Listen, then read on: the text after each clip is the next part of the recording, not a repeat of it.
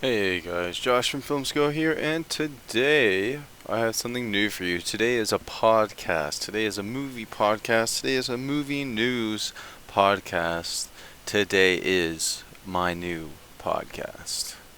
So basically, this new podcast, I'm going to pick the top 5 stories. That's right, the top 5 stories from the world of movie news that has happened during the week, and I will discuss these 5 topics. And then after we discuss those 5 major topics, we will discuss about the smaller things happening in the world of movies. So just like smaller topics, smaller news stories, things like that. Then if we have any fan questions or anyone wants to ask something, we can answer anything that you have to ask. So please do ask away.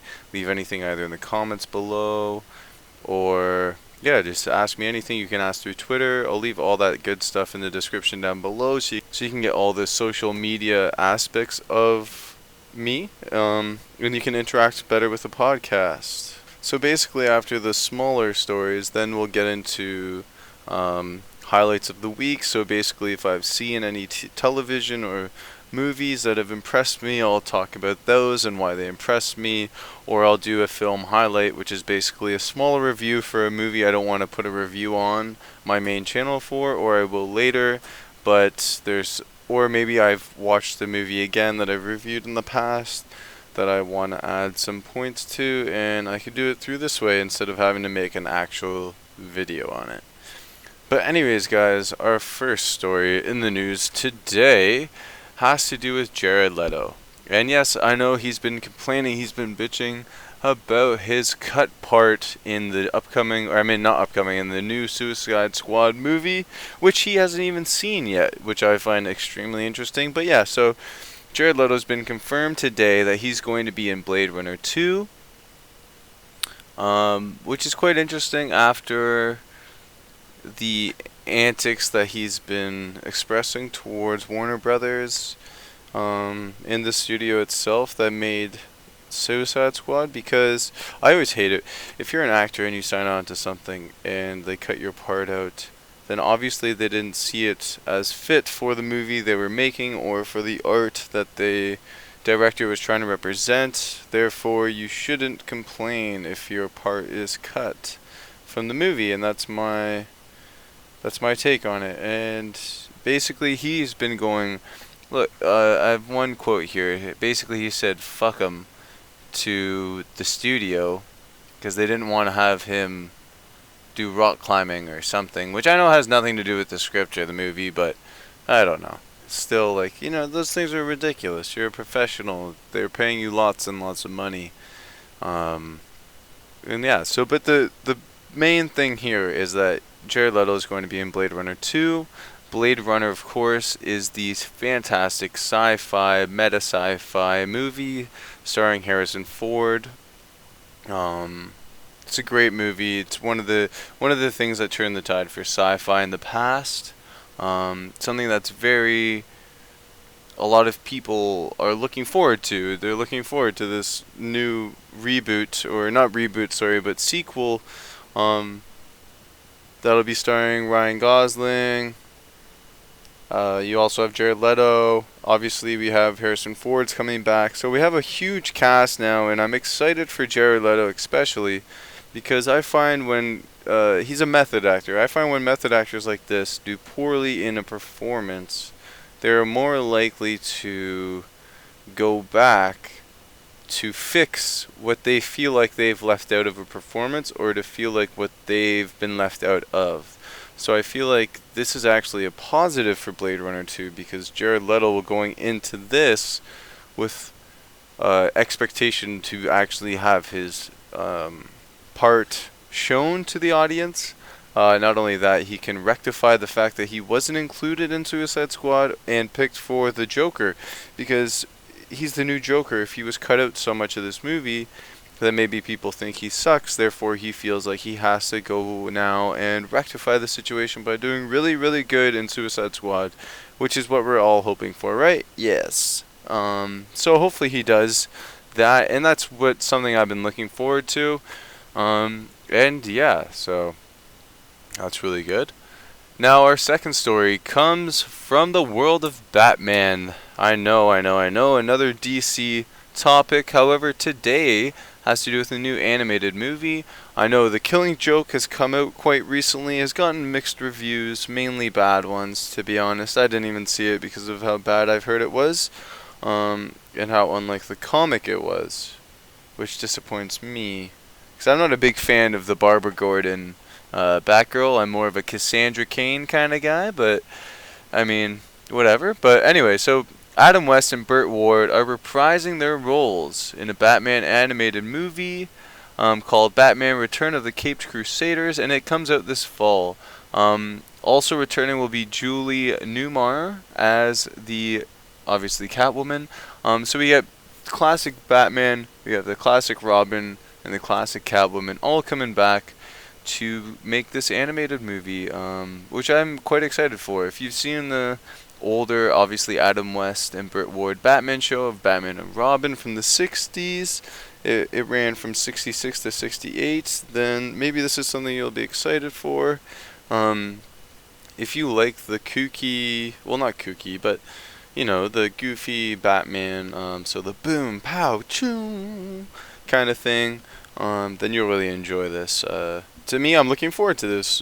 It's always, whenever you hear Adam West talk about Batman, he's really grateful for it, because he cares about the property so much, because of where it's taken him in his life. And it's not like I'm excited, oh, this is something special that we're getting. No, this is a nostalgia factor movie that we're gonna get, and I'm excited for just the nostalgia factor of it, and I think it'll be really, really enjoyable, just to see the goofiness of Batman again. I feel like Batman has recently been extremely, extremely, extremely serious, and not only serious but realistic, and this will be able to take us back to the, okay, we need to relax, we need to breathe.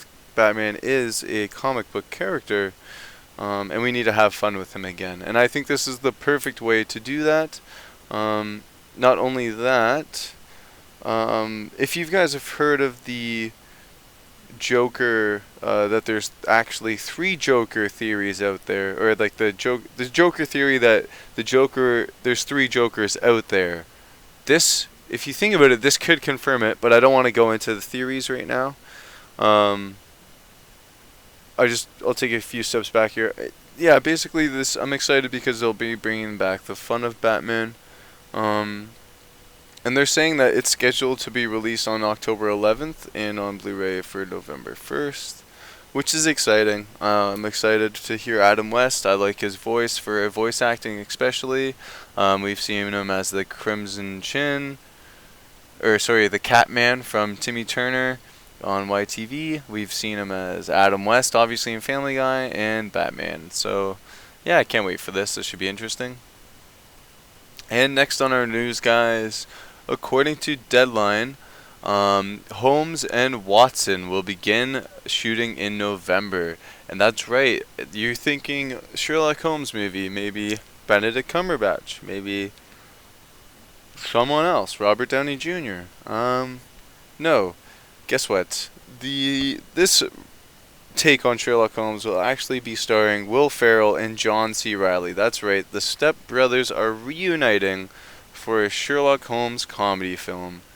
I'm going to assume that Will Ferrell will be Holmes and John C. Reilly will be Watson, but, you know, I'm looking forward to this. These two have great charisma. Together they play off their comedy really well. They have the sense of comedy where it's like one will deliver one line and then one will deliver something that's opposite, but it mends together and it feels together, but they're completely opposite, polar opposites of comedy. I mean, they both have a different comedy style, but it just meshes well together. So it'll be interesting to see how this works out, definitely. Basically, they've appeared in quite a few movies together. They've been in Talladega Nights, The Ballad of Ricky Bobby, which is absolutely fantastic. They've also been, obviously, in Step Brothers, which again is fantastic. And in both of these movies, they each play off of each other extremely well. Again, which is why I'm extremely excited for this, and I think it'll be a good idea, a good start. for a Sherlock comedy. Who would have ever thought a Sherlock comedy would be done, right? Like, I don't know. It'll be interesting. And guys, moving forward, now we're going to get into our next topic, which is the smaller stories of the week. Basically, in this, I will talk about all the smaller things that I didn't think were important enough to put in my top 5 and give a little bit of a lengthy explanation on. These are more of just like quick one-hit little stories that I can just go over really fast, give it to you guys, and move on.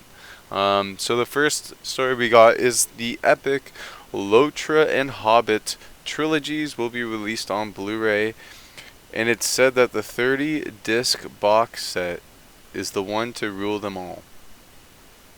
Now I'm assuming with this box set, it says the Ultimate Lord of the Rings and Hobbit box set, which contains all 6 extended editions of the film. Now, if you've ever watched the original trilogy, you know that alone is about 12 hours. So, yeah. Oh wow, this looks pretty good. They got a book of art. You have a book of basically ideas and designs. A lot of maps, a lot of set designs. There's so much stuff here. It's actually kind of crazy. It comes with a little wooden. It literally comes with a wooden like thing to put the disc set on.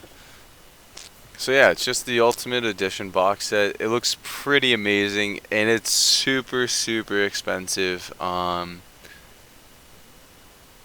It says that it was initially listed on Amazon for $800, which is fucking crazy. If I had $1,800 lying around, I mean, I would buy it, but it looks really cool. If you have time, go check it out just to see what it is. If obviously you don't want to buy it, it's cool to look at those things sometimes, right? So yeah, go look at that. That is now on the air. I remember being a kid and being like, oh, I wonder when the original trilogy, when the trilogy is going to be a box set. And then I remember being a kid being like, oh, I can't wait till they make the one Hobbit movie. And then add that to the trilogy. And then have 4 movies in the box set. But no, we got a fucking trilogy for the Hobbit, which is terrible. But anyway, moving on. Our next story says that Taylor Kitsch joins Dylan O'Brien in American Assassin.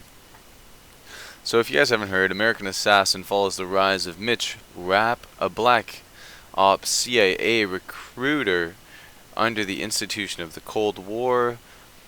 Basically, he's working under a veteran. The pair is enlisted by CIA to investigate a wave of apparently random attacks on both military and civilian targets.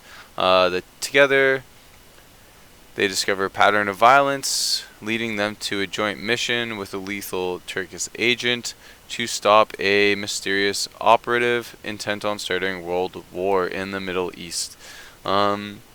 This looks like all those Jack Reacher films that we've seen before. I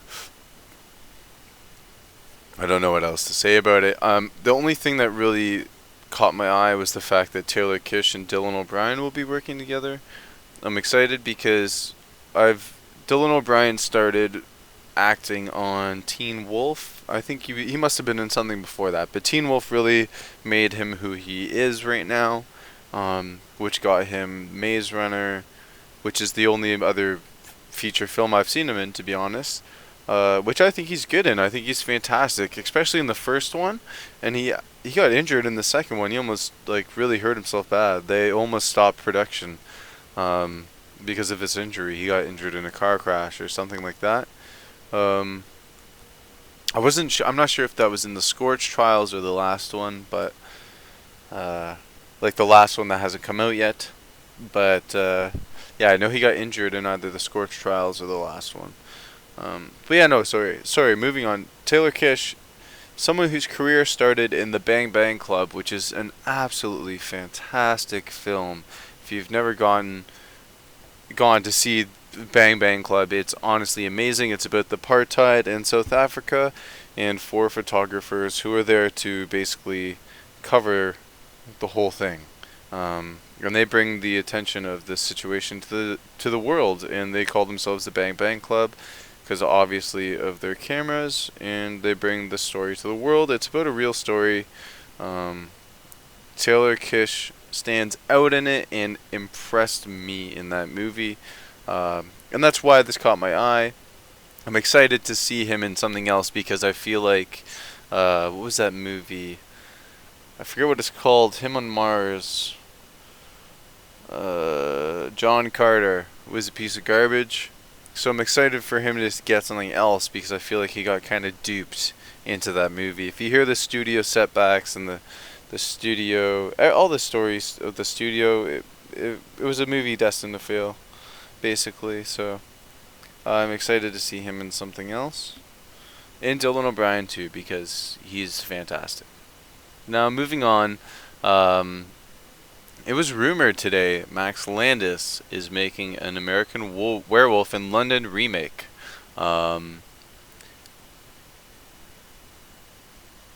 He said, if you don't follow Max Landis on social media or on YouTube, whatever he says is the truth. And he tweeted, since I get the question all the time, there's only one of my dad's movies I'd ever be willing to try to remake, and I'm already doing it. He said this at 1:01 in the morning last night, so today basically, but he literally gets asked this all the time, which of his father's movies he'd like to remake, which is a shame because Max Landis and his father make such different films. I mean, Max Landis has only directed the one movie, but he's written multiple pieces. And it's funny because he's a film writer and director who stands out on their originality and their not only writing but directing style. His style is unlike any other I've seen in movies before. I'm talking about Max Landis, not his father. And I would love to see him do a remake. However, I feel like this isn't the thing for him. American Werewolf in London is his favorite movie that his father made. And I don't think that he should remake that one because obviously he's someone who has a lot of emotional... he's an emotional guy. And if he wasn't able to do it successfully, I feel like it'd eat him up. And I don't want to see his career ruined because he's my favorite writer in Hollywood at the moment. So yeah, just so you guys know, that's a rumor. And we have two stories coming from the world of Doctor Strange today. One is that it has gotten a PG-13 rating. I don't see how this is really news to anyone. This should have been obvious. It didn't surprise me. I'm not surprised nor mad because I saw this coming. It's Doctor Strange. It should get a PG-13 rating and nothing more, nothing less. Who cares? It's PG-13. It means there will be some action, no swearing. I don't think Doctor Strange needs swearing. He's a mystical being. I don't think someone like that would swear. The other story along Doctor Strange is the fact that we're going to get a cameo from an Avenger. It hasn't... We don't know which Avenger. It does say here that Robert Downey Jr. is rumored to make an appearance. Which kind of interests me because he's making an appearance apparently in Spider-Man as well. Spider-Man Homecoming, which is coming out. Which I find interesting because I guess this slightly confirms the fact that Robert Downey Jr. won't be reprising any single Iron Man led movies. He's going to be coming back for these smaller roles and cameos, which I'm totally fine with. I'm just kind of interested because Robert Downey Jr. I find Tony Stark is better not in a cameo. But I don't know. We'll see. We'll have to see. I'm not surprised that we're getting a cameo from an Avenger. I didn't expect to see Robert Downey Jr. because I thought he'd get another role as a solo movie because he was already rumored to be in Ragnarok and Spider-Man and now this. So as a cameo, maybe he's just becoming a cameo character for the franchise. I'm not too sure. But again, Doctor Strange is released on November 4th and it got that PG-13 today. So I guess that's something to be excited about. But moving on, we have teases from the Justice League sets. We have photos. Now, this whole time we've expected that Batman will be returning with his mullet, his beard, and his black, baby, the black outfit, which means that Superman will be a fucking badass in Justice League. If this is true, if he's wearing this, then that's amazing. It's amazing. It's amazing. This would honestly make the movie for me. It really would. It would solidify a lot for Warner Brothers. It would solidify a lot for DC movies. Not so their comics, because their comics are amazing. A lot of people hate BVS. I love BVS. I liked it. I don't care. Now, getting to these set photos, the interesting things to me about these photos are they're not. He's in a black suit. It's the normal suit he has. He looks ripped, but I mean, it is not in the black suit that we've all been thinking he's going to be wearing. Now, does that mean he won't have the black suit? No, this could be a flashback scene that we are getting pictures of. Because if they don't do this black suit by now, then I think that's kind of a slap in the face to the fans. I think they'll do it at some point. I think it's too early for Batman to die and then come back bad and then go normal after, which is when he dons that black outfit. But I mean, we'll see. If it suits the story, I want the black outfit. I mean, I want to see it at least once. Doesn't matter when, doesn't matter what movie. If it's Man of Steel 2, Man of Steel 3, Man of Steel 4, Man of Steel fucking 12. As long as I get that black suit, and as long as we get nothing like Superman 3, because that was an abomination of a film. Anyway, of the classics, obviously, with Adam Man or whatever his name was. So yeah, he's in his basically not a black outfit. It's in his normal red and blue. So, I don't know, guys. Just go look at it. I'll post it on my Google Plus so you can check it out. And yeah. And our last story for the minimal stories today is that Natalie Portman says she's done with the Marvel movies. This doesn't really matter. Her character is Jane Foster, a character who kind of sucked, was Thor's love interest for 1, not really for 2, and now I guess she's not in Thor Ragnarok, and now I guess she's not going to be in any other films. It doesn't really matter, seriously. It's Natalie Portman. I mean, she's great in the indie roles in the smaller budget films, but for the large budget movies, she hasn't been very good. I mean, look at Star Wars. I think she did terrible as Padme, except for in Revenge of the Sith. I think in Revenge of the Sith she did better, even though I think Hayden Christensen did way better in the Revenge of the Sith, but that doesn't matter.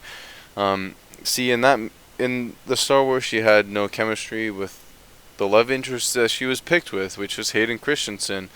And the only reason why they were put together is because he looked good beside her and she looked good beside him, which fucking George Lucas, that makes no sense. But so I guess now for the Marvel stuff, she's no longer in the MCU. Apparently, people were asking her if she's going to be in Ragnarok. She said no. They said, will she be in any upcoming movies? She basically said, no, I haven't heard anything. If I'm asked to appear in Avengers 7 or something like that, then I'll say yes. But as of now, no. So, she's not going to be in it. Really doesn't matter to me. I think she sucked in Thor anyways. I kind of wanted to see Thor and Sif. I think that's a cool little love circle that could be weeded out a bit more. I want to see him with a badass chick. I don't want to see him with a weakling, a little earthling. But yeah, so this is it for the stories of the week, guys. I hope you enjoyed this segment, and now moving on.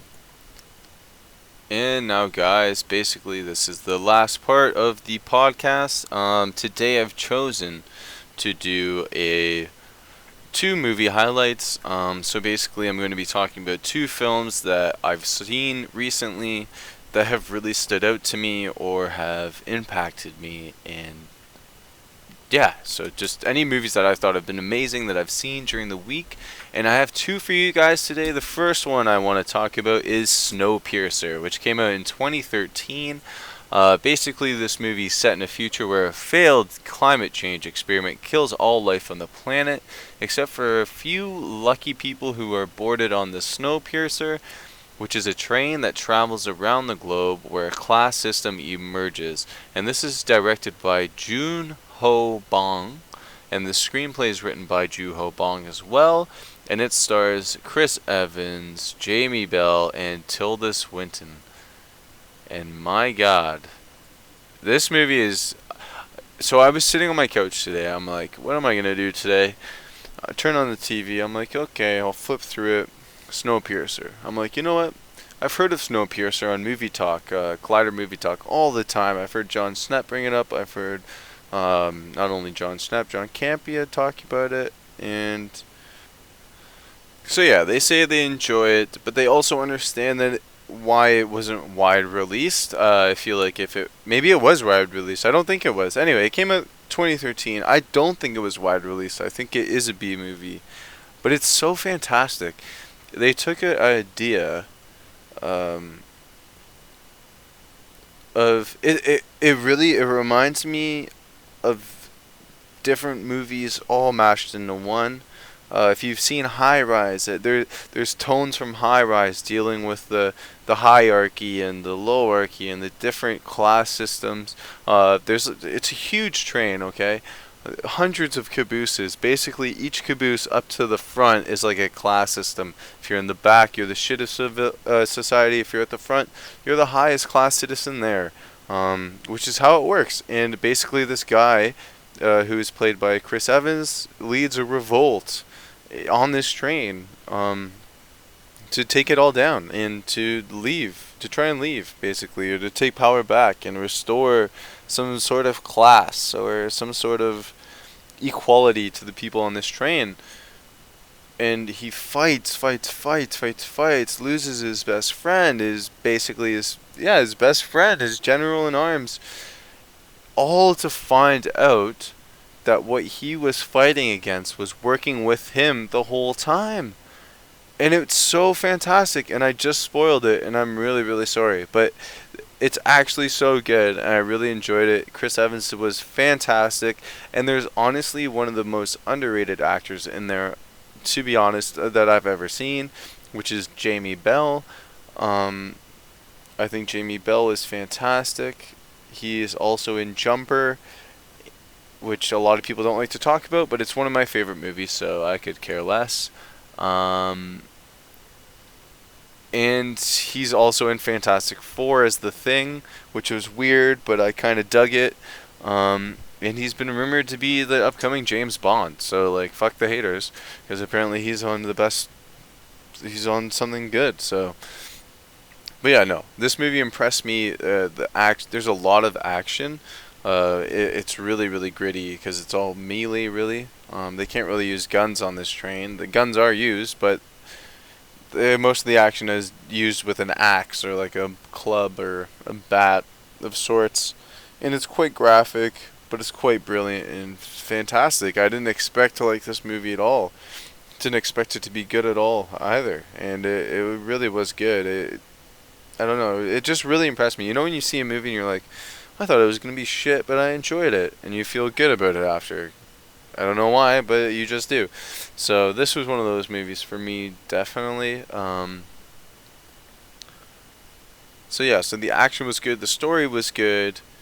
Some of the effects were a little cheesy, but I mean, like, this is a movie where you watch it and you understand it could have been a movie that was released in theaters, but the studio kind of held a little bit of the budget back, understanding it would make a lot of money. And I can see why this would be a hit or a miss. It's quite fantastic to me, whereas some people might think it's dog shit. You know what I mean? It does have a Metascore of 84, which kind of surprised me. And yeah, guys, so I really enjoyed this movie. I'd say it's for me, it's like an A minus. And if you like Captain America, if you like Chris Evans, this is another movie of his where you get to watch. That is an outstanding performance, better than most I've seen him give ever. Snowpiercer, I think, is his best movie. To be honest, besides Winter Soldier, I think Winter Soldier really is his best film to date. Either Winter Soldier or Civil War. To me, I'm leaning towards Winter Soldier more so because that's completely Captain America. But I guess Civil War was too. But I don't know. Either or of those is his best film. But Snowpiercer was fantastic. It was a hell of a watch, and I'm glad I watched it. And yeah, so moving on. And another movie I watched today was Brokeback Mountain. This movie is it's a hell of a story. It's fantastic. It's romantic. It's just really good. Basically, if you've never seen it before, two cowboys basically meet up for a job. Um, and it spans over the courses of probably I want to say like a 20 or 30 period span of their life, maybe even shorter than that. Um, It's so sad and it's so good, and it stars Heath Ledger and Jake Gyllenhaal. Now, if you haven't seen this movie, it does deal with homosexuality, homosexual sex scenes, things like that. But it's really, really sweet. The fact that Heath Ledger and Jake Gyllenhaal went so far into their roles to literally seem like a couple who a couple who is trying to find love in a situation where it's not accepting to them. Um, it's such a hard movie to explain because it's so fantastic because Heath Ledger does such a great job with his character. His character is more of the lead character, I want to say, in this film. And his lover is Jake Gyllenhaal, and he's a very closed-in individual, and then Jake Gyllenhaal brings out these personal qualities that he has out of him, um, and they fall in love. But he realizes, Heath Ledger's character realizes that if they're open about this takes place in the 60s, by the way. It takes place in 63 is the opening start of the movie.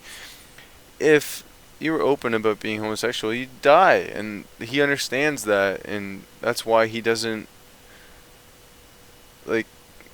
If you've seen the movie, Jake Gyllenhaal's character pushes for them to have a marriage and a perfect life, and Heath Ledger realizes he can't have that, or else he'll probably die.